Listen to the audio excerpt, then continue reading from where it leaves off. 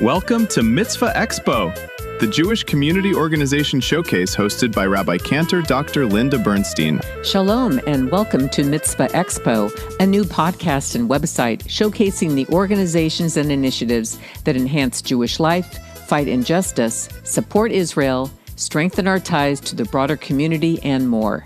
I'm Rabbi Linda. Our goal is simple. We want you to get informed and be inspired by the work these valuable Jewish organizations do on our behalf every day. Alongside this podcast, our website at mitzvahexpo.org serves as a companion hub.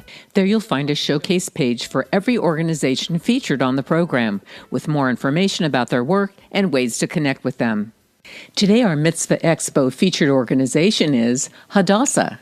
I am pleased to welcome Karen Bloom, currently serving as Hadassah Region President for the Central Pacific Coast region, which covers Northern and Central California, plus most of Nevada. Previously, Karen was a founding co-chair of Hadassah's National Educators Council and has been a high school and middle school math teacher for approximately 20 years. Most importantly, she's a Rebbitzin and mom of 2 grown sons. When asked to describe the members of Hadassah, Karen Bloom stated, "We are women of all ages from all across the United States who work together to care for the citizens of Israel through our hospitals and youth villages. We are a philanthropic membership organization that gives women the opportunity of leadership through our Zionist ideals." Hadassah is the largest women's Jewish and largest women's volunteer organization in the U.S., with 300,000 members, associates, and supporters. Hadassah was founded in 1912 by Henrietta Szold of Baltimore, when she observed poor health conditions in pre-state Israel and took action. This was the foundation of the healthcare system of Israel. Currently, the women of Hadassah own 2 hospital campuses of the Hadassah Medical Organization, HMO, in Jerusalem, located in Ein Kerem and Mount Scopus. Hadassah also sponsors 2 youth Aliyah villages in the northern half of Israel, Meir Shfea and Hadassah Nurim. In addition, the women of Hadassah educate about Judaism, Israel, and Zionism, advocate on behalf of Israel, women's issues, especially women's health, and fighting antisemitism. And finally, Hadassah also offers women leadership opportunities and training. Welcome to Mitzvah Expo. My name is Rabbi Linda Bernstein, and I am thrilled to have with me Karen Bloom, the region president of the Central Pacific Coast region of Hadassah. Karen, thank you for joining me today. Thank you so much for having me. Let's begin by asking the question, what is Hadassah? That's an easy one. Hadassah's full name is Hadassah, the Women's Zionist Organization of America, and we are that. We are just that. We are the women of America who own 2 hospital campuses in Jerusalem. We support 2 youth Aliyah villages in Israel, and we have 3 top advocacy priorities that include support for Israel, fighting antisemitism, and promoting women's health. Well, that's a big agenda to have, and I'm very proud of the women of America that they've come together to do this. And certainly Hadassah has been around for decades.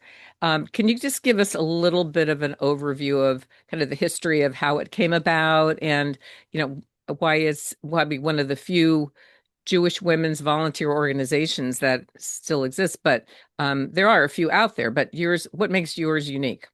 Absolutely. Well, first of all, we're the largest Jewish women's volunteer organization in the United States, with 300,000 members and associates and supporters.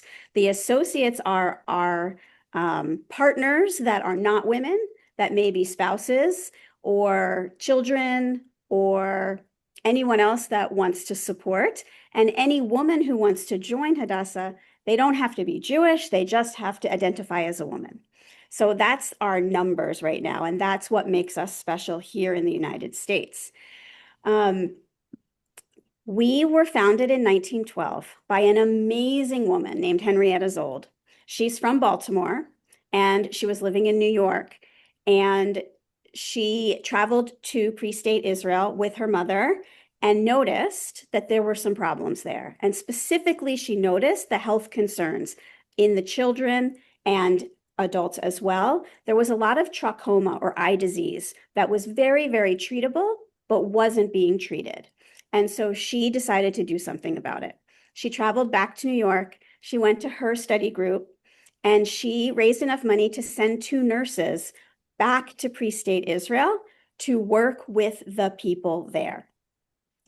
This was the very foundation of the entire healthcare system of Israel. And so that is what had turned into clinics and a movement called Tipat Halav, which means a little bit of milk, where they would bring milk that was healthy to the children so that they could survive. And from there, these clinics grew and turned into our 2 beautiful hospital campuses. One is in Mount Scopus and one is at Ein Kerem. Have you been to these hospitals yourself to visit? I have visited the hospitals, yes. What was your impression when you first walked in there? You must have felt extremely proud, being that you are so involved with Hadassah, to see the outcome of all the efforts and all the fundraising over the years. Exactly. That's just it. We, the women members of Hadassah, we own these 2 hospitals. They actually belong to us. So we should feel very proud when we go there. And not only are they beautiful facilities and continually improving, but they have won all kinds of awards for very high quality, state-of-the-art, using all kinds of technology, healthcare that treat everyone. That's an important point that we'll talk about in a few minutes. But I want to go back a little bit and find out about misconceptions. I think I've known about Hadassah for decades, but are there any misconceptions that many people have about your organization?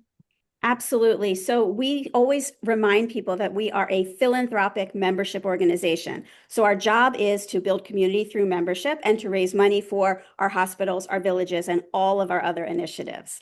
So what people think is that we're a bunch of grandmothers who meet for lunch and maybe send money to Israel. And so while that is something that might happen, we are women of all ages.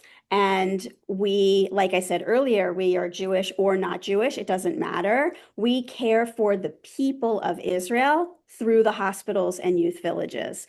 And we follow our Zionist ideals to do that, to help the people of Israel be healthy and to educate youth from Israel and from other countries who may be at risk and need our support. I think sometimes when we're here in the United States, we think, what can we do to help Israel? And the Hadassah kind of establishes like a leadership conduit to do that. Can you tell us a little bit about that? Like, what are some of the leadership roles that Hadassah women have assumed over the years?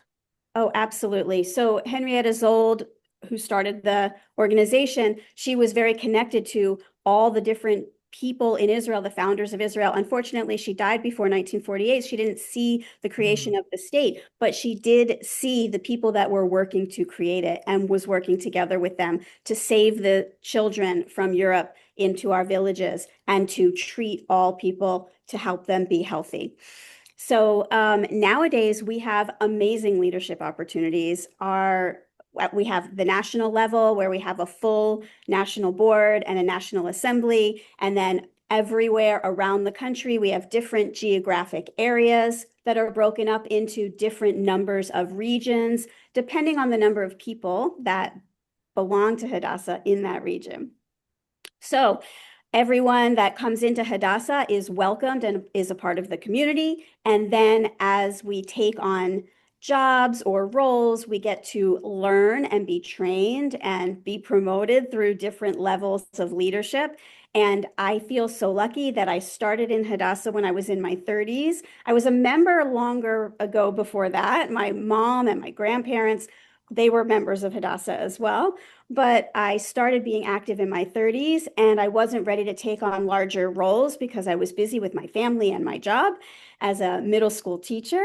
But I have worked my way up now that my sons are out of the house and I'm working part-time as a teacher.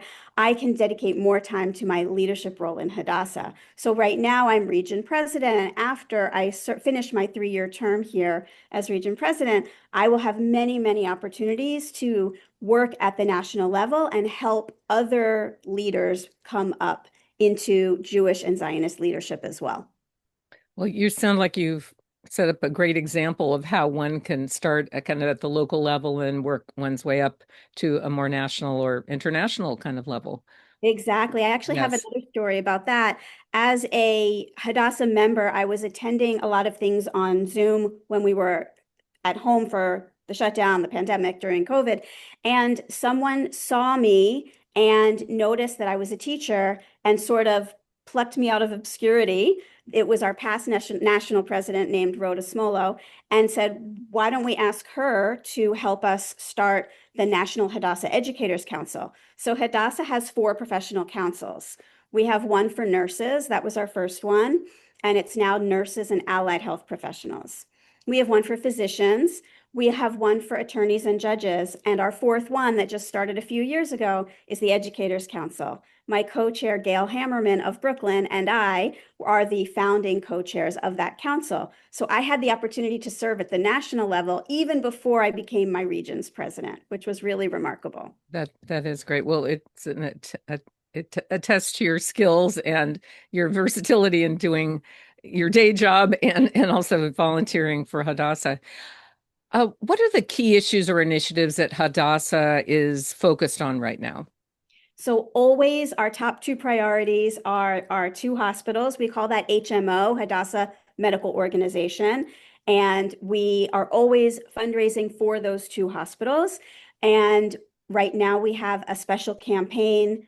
We have 2 special campaigns that are happening. The first one is just for the hospitals, just for HMO, called the Rady Match, and it's a match for pediatrics. So all the way through June 30th, people that donate to that match, their donations are doubled by the Rady Family Foundation, which is very exciting. And that goes to the hospitals? It'll go specifically toward pediatrics in the hospitals. Mm-hmm. Exactly. And our second big project is our 2 youth Aliyah villages. One is called Meir Shveya, and one is called Hadassah Norim.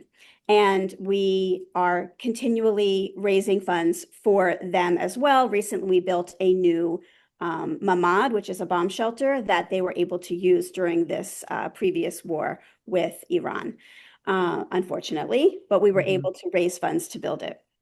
And the youth that attend these villages, do they sleep there? Or is it like an overnight kind of a long-term residence, or is it something they kind of visit and come and go? So there's both. There are the students who are from other countries who live there. Maybe they are from Ukraine or Ethiopia or somewhere else. Or Russia, they come and they live on campus. We call these our Na'aleh students. And there are also students that are day students that live locally and just come for school and then go home. In Israel, if there are students who can't go home for whatever reason, if they don't have a stable home life, they can also live on campus. They're just not called Na'aleh because they're not from outside of Israel. So lots of Israelis come and Israeli students live on campus as well. At each of the sites, there's day students and live-in students. Okay. Thank you for that question. Yes. I really was not aware of these youth villages before, researching for today's conversation. So it sounds really interesting. And so these are for troubled youth or people or youth that for whatever reason their home life is unstable or so it provides, I guess, vocational training and other kinds of special opportunities, sports, just for team building purposes and other things that they do. Absolutely. Tons of extra activities after the academic day, preparing all the students for their Army service and for their Bagrut, which are their matriculation exams at the end of high school, so that they can go off and do their Army service and then come back and do whatever they want to do, whether that is going to university or going into the workforce. And you understand that the students that go through your program have a higher pass rate of these qualifying exams than the average? I don't actually know the numbers compared to the rest of Israel, but I know that the numbers are very high and that its a main goal is to get students to have the opportunity to do whatever it is they want to do. That's great. So you're opening up all kinds of opportunities for them. Exactly. Another area that you're involved with, I understand, is Young Judea and that as a youth organization and scholarships that you develop for that. Exactly. Young Judea used to be a project of Hadassah, and it has been standing on its own for a while now, but we Mhm. still support them through some financial contribution as well as scholarships for young people that are either going to Young Judea's year course or going to Young Judea's summer camps, so we can help more students have that Zionist experience. You mentioned three priorities. We've talked about definitely the support of Israel, one, and then there's also combating anti-Semitism and women's health. Could you Yes. address those other two and just kind of tell us some of the important things that you're doing in those areas? Totally. These are core to what Hadassah does. We have a division in our organization called Membership Outreach and Engagement. And under that division, there's an advocacy department. And that advocacy department developed our three priorities that you just mentioned: Israel, combat anti-Semitism, and women's health. And women's health is an obvious one. We know that women are not always part of studies that test out medicines or new treatments, and that women react differently to men when they take these medicines or new treatments. So we want women to have 100% equity in those research trials and methods and things like that. So we promote women's health in that way. There have been all kinds of different campaigns about heart health, about breast cancer, about anything that affects women. Infertility is another one that, yeah. Absolutely. Yes. Infertility is something that we work on as Mhm. well, that we Mhm. stand up for women's reproductive health and infertility treatments. Absolutely. And then the combating anti-Semitism is a big part of the advocacy department as well. And we have all kinds of different I guess, documents that we share so that people have the information they need to combat the untruths and libels that are being told about Israel, and to contact their elected officials and let them know where we stand in our support for Israel, and share which bills we would like them to vote for and co-sponsor, and which bills we're not so happy about and we would like them to vote no on. So in terms of combating anti-Semitism, so you have like lobbying function. That's one of the things. Are there any other specifics? Do you work with some of the other like ADL and other organizations We in their certainly efforts? we certainly can. We recently had our day on the Hill where about 200 women from all over the country traveled to Washington, D.C. and went and visited senator and representative offices. I was so lucky to be a part of that. And it was an amazing experience. I think I shared some pictures with you of Mhm. that. So you'll be able to share those as well. Um, we I'm sorry, I forgot the rest of the question. Oh, I was just asking, like, what are some of the ways that you combat anti-Semitism? So, Exactly. lobbying might be one. Are there and then whether you interact with any of the other organizations like ADL and things like Right, exactly. We are so lucky here in California that we have a group called Jewish California, and they do a lot of the work with our elected officials to keep them informed about what issues the Jewish community cares about and wants promoted. So I'm lucky here in California that I have that. I don't know what other states have, but we have a Capital Summit coming up in May, and a lot of Hadassah women will go to that Capital Summit and participate in that way.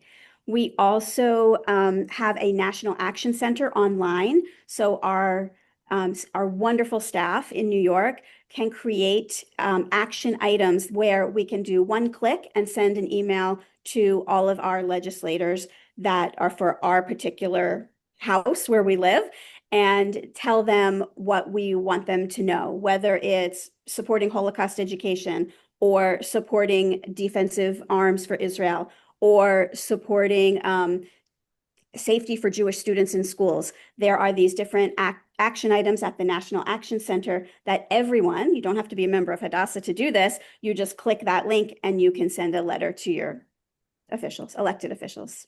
so. If, for somebody who's listening outside of California, how do you recommend they try to get engaged with Hadassah? for example? I mean, obviously California is included, but somebody who's listening and maybe they want to get involved in the fight against anti-Semitism or support Israel or are concerned about women's health. What are some ways that they should contact? Is it through their local region initially or nationally, or what's your recommended path? They have both options for sure. Okay. So to join Hadassah in general, you just go to hadassah.org/join, and you can choose an annual membership or a life membership or gift someone else a membership. And if you are not identifying as a woman and you're an associate, you can sign up for an associate membership, which is equivalent to the life membership for women. And then you will be connected with your local chapter. There's actually an area of our website that says connect locally. So you'll be connected with a local chapter, which is within a local region. And that's the first step. And going back to our advocacy, we not only do this Day on the Hill in DC, but we do these Date with the State in our local areas. So sometimes we host parlor meetings with a legislator, or we go visit a legislator's office and do the same things that we would do with them in Washington, D.C. And we can do that for local elected officials as school boards, as well as for the nationally elected officials. Mm-hmm. And just to remind our listeners from Mitzvah Expo that we, on our website, mitzvahexpo.org, we have a showcase page that will be devoted to Hadassah, and that's where you can get links to some of these things that we're talking about today with Karen. Exactly. Great. Okay, looking ahead, what gives you hope about the future of Jewish communal life? I'm very hopeful in many ways, and my biggest hope is in what I'm seeing right now with the way that Jews are coming back to Jewish life and the Jewish community is coming together to fight the aforementioned untruths and libels about us and about Israel that the world seems to be hearing from people a lot. We, as Jewish women and as the Jewish people, we are strong and we are determined and we're not going away. Well, that's a strong message right there. And it's inspirational to all of us who are listening. And we appreciate the work that Hadassah is doing to in all their three priority areas, because it certainly affects all of us back home here. So when people give philanthropically to Hadassah, what are they supporting? Because certainly when I think of Hadassah, I think of that it's a philanthropic opportunity. And so tell us a little bit about, for someone who's maybe thinking about and hasn't donated yet to Hadassah, maybe they want to know how their funds would be used. Absolutely. We had a 4-star rating for Charity Navigator. I haven't checked it lately, but I'm assuming it's still the same. So that means that we have the appropriate percentage of funds going to overhead, and most of our money is going to the projects that I've been telling you about. The 2 hospitals that we call HMO, the 2 youth villages, our Young Judea programs as well. And then, of course, we do pay our staff, and they support us in our work, and it's phenomenal. And we do pay all the people that work at the hospitals and work at the villages and things like that. So you are actually sending your money to people in Israel and to helping people in Israel. And to helping Americans, especially youth, become Zionists through Young Judea as well.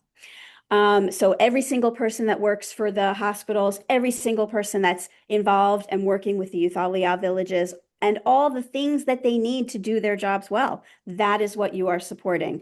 We're supporting those scholarships that we talked about for Young Judea for both year course and summer camps. We also just use the donations to be a professional organization, and we're always working toward more professionalism and welcoming more women. And we want to create opportunities for all women in the United States to join us and to do this work with us and help support the programs. So we are a sisterhood of women. So your money is supporting women's empowerment. And we are Jewish, even though you don't have to be Jewish to be a member. So you're supporting the Jewish people. And we are Zionist. So you're supporting Israel and the people of Israel and those who care for Israel and its people. And we are educated, so you're supporting our ability to educate others. And we are people who care, so you are supporting our caring for others as well. Is it possible to earmark particular funds for any one of your different priority areas, or when you donate, it goes to wherever it's needed? There are drop-down menus on the website where you can choose which area you'd like to donate to. And when we do our events, we choose a focus for our events that are raising money as well. Sometimes it's just in general, Hadassah in general, and then it goes to everything. Sometimes it's specifically for, let's say, the Rady match for pediatrics that I just told you about. Mm-hmm. And yes, often especially if you are giving a larger gift, you can earmark it for exactly what you would like it to be for. That's great to know. So how else can someone support Hadassah besides giving money? Definitely join us.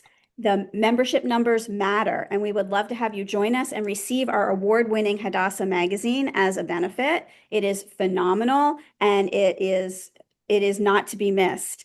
So joining the organization is huge. And once you've joined, connecting with your group and taking on leadership roles is another way that you can support Hadassah, and telling people about us and bringing new people in and having new women take on leadership roles and work our way up through leadership so that our organization can be here for the next generation and the next generation. Are there regular Hadassah meetings within a region, like once a month or something like that? Like, how much of a time commitment might there be to become a member? It's actually however much you want it to be. If you join us, you may join an area where the chapter is having monthly meetings or a monthly book club, something regular happening, or you may join a chapter where there's just 1 or 2 events a year. And so you spend some time preparing for each of these big events, and you have the event, and then you start preparing for the next one, and you have a big event. Every chapter is different. Every region is different. It just depends on who's in it and what they want to do. Speaking of events, sometimes events in our history are not pleasant events, such as the recent war that's been going on, the October 7th terrible event that happened. When there's a particular crisis or something like that, or an emergency, does Hadassah have any kind of special role to play, and how can we help in that regard? Absolutely. Our number one priority is protecting our people in our villages and at our hospitals. And so Hadassah has built many underground areas of the hospitals. And like I already mentioned earlier, the new shelter for the students at one of the villages, that's our top priority. So when the Gaza war started with October 7th, immediately students that could go home went home, and students that could not were taken care of in the villages.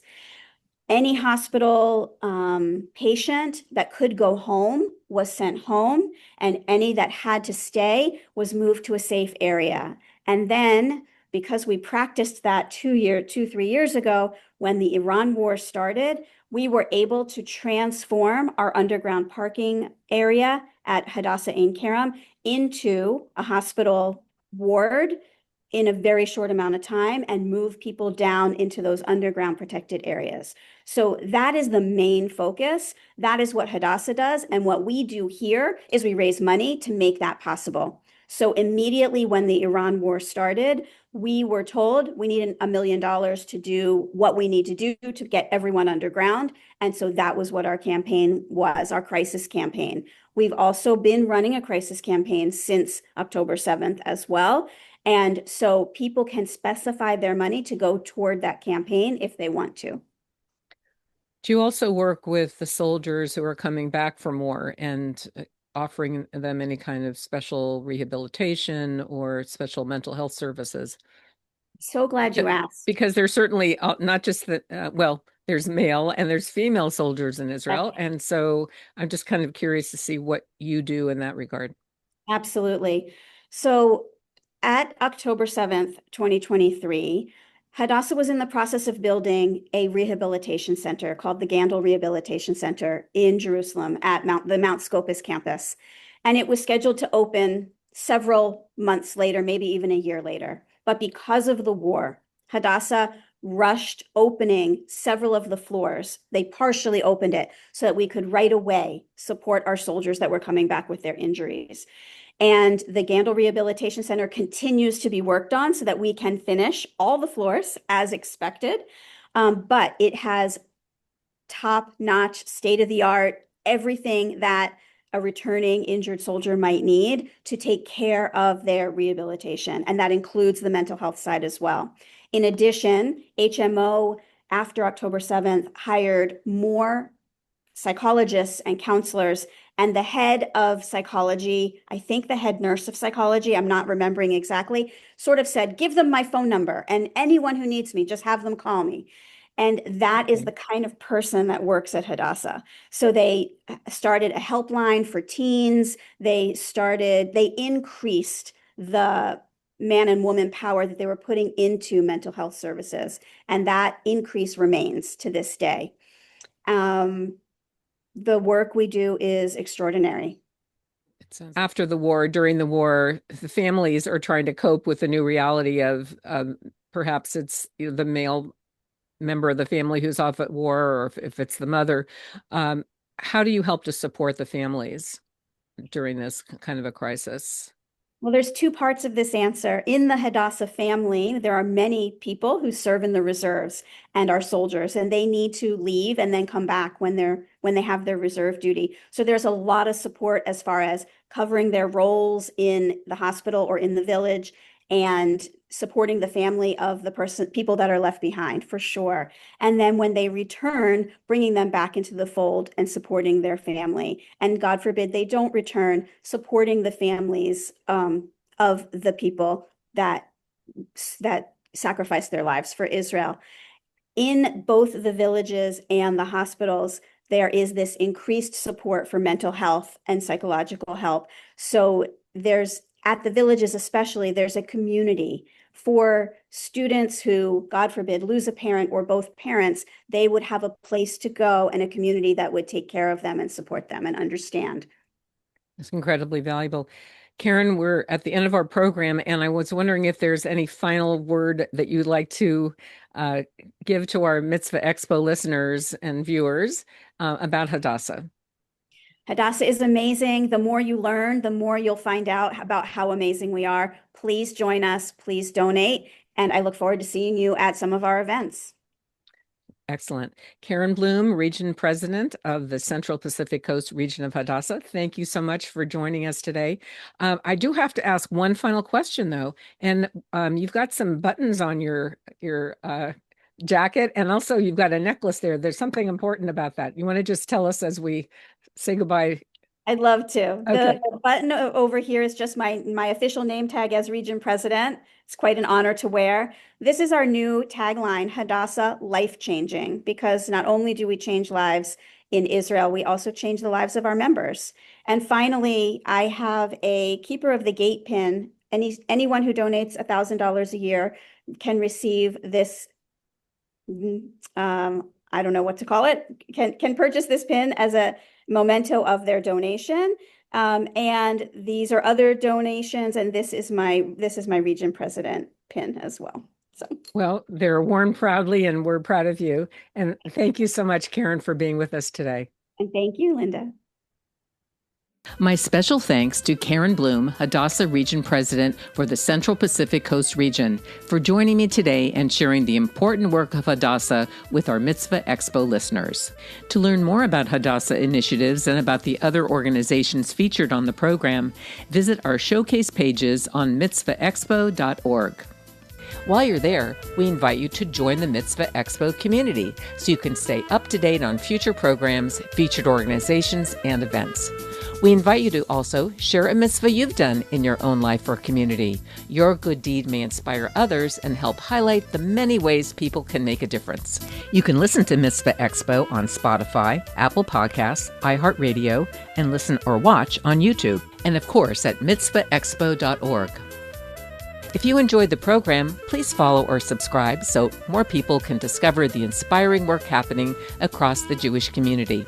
And we'd love to hear from you. Please write to me at rabbilindabernstein@gmail.com with your comments and suggestions for future featured Jewish organizations. Get informed, be inspired. For Mitzvah Expo, I'm Rabbi Linda Bernstein. You've been listening to Mitzvah Expo. Learn more at mitzvahexpo.org. Mitzvah Expo is a production of Vita Media Corporation.